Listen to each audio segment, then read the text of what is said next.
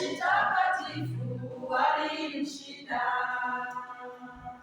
na sisi tutashinda kwa damu ya Mwana, kondoo na kwa neno la ushuhuda wetu. Pale msalabani tuliwezeshwa kumshinda Shetani, dhambi na mauti, tena tutapenda maisha yetu, tutakubali kuyapoteza vitani, na sisi tutashinda kwa damu ya Mwana na kwa neno la ushuhuda wetu. Tuliwezeshwa kumshinda Shetani, dhambi na mauti, tena tutapenda maisha yetu, tutakubali kuyapoteza vitani.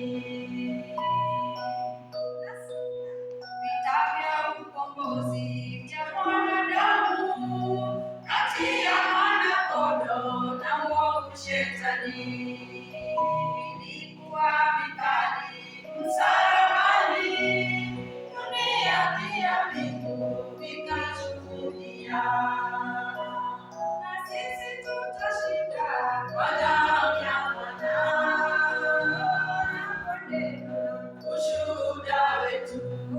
Pale msalabani tuliwezeshwa kumshinda Shetani, dhambi na mauti, tena tutapenda maisha yetu, tutakubali kuyapoteza vitani.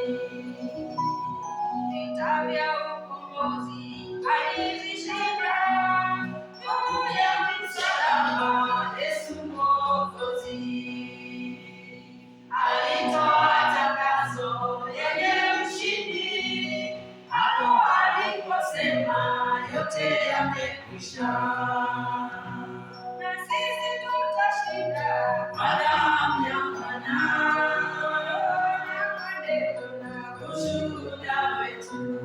Pale msalabani tuliwezeshwa kumshinda Shetani, dhambi na mauti, tena tutapenda maisha yetu, tutakubali kuyapoteza vitani.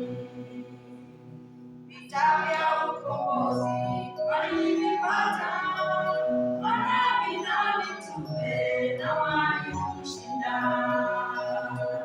mnyama kwa damu ya mwana-kondoo na kwa ushuhuda wao wakawalipenda, na sisi tutashinda kwa damu ya Mwana na kwa neno la ushuhuda wetu. Pale msalabani tuliwezeshwa kumshinda Shetani, dhambi na mauti, tena tutapenda maisha yetu, tutakubali kuyapoteza vitani. Njia ya Kalvari alikanyaga kusudi wewe nami tupate wokovu. Mbona wadanganyika, unachelewa, vita vimetangazwa vya wanadamu, na sisi tutashinda kwa damu ya Mwana na kwa neno la ushuhuda wetu. Pale msalabani tuliwezeshwa kumshinda Shetani, dhambi na mauti, tena tutapenda maisha yetu, tutakubali